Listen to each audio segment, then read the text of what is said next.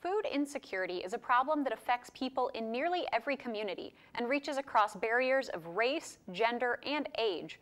While the idea of a young college student struggling to pay for food may seem like a cliche, students and faculty at one local college recognized that the problem was real among their own campus family.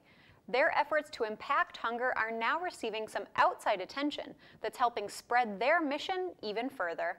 It's been referred to as a silent crisis. It's something that you don't think about until something is taken away. You just don't realize something that comes so easily to you can be so hard to come by. Food insecurity affects a wide range of Americans, including college students.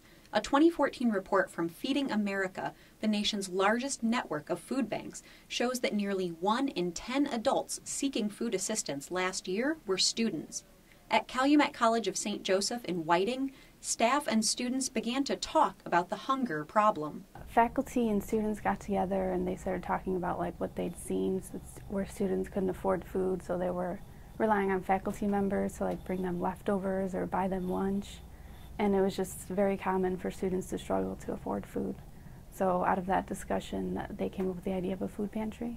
Once we started noticing the need, that's when we were like, let's get this started, let's get a food bank started. GIVE, a student service organization, opened the campus food pantry to students, faculty, and staff in 2013. Basically just come down, they get our reusable bags that say CCSJ Food Pantry, and they can fill those up 2 at one time, 2 per visit to the pantry, and they're allowed to pick food of their choosing from everything that we have.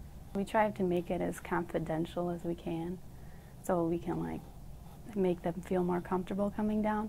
The campus community held a 24-hour donation marathon to help stock the shelves. It was called Camp Out for Hunger. So the students had a competition, girls versus boys, who could raise the most donations in food. And that's when they camped out 24 hours in Alumni Park on our campus, and they called different people and said, come out, bring donations, and they actually slept in boxes to really see how it is to be homeless as well. So we were trying to communicate 2 different things to them. But as the need continues, keeping items in stock has been a challenge, until now.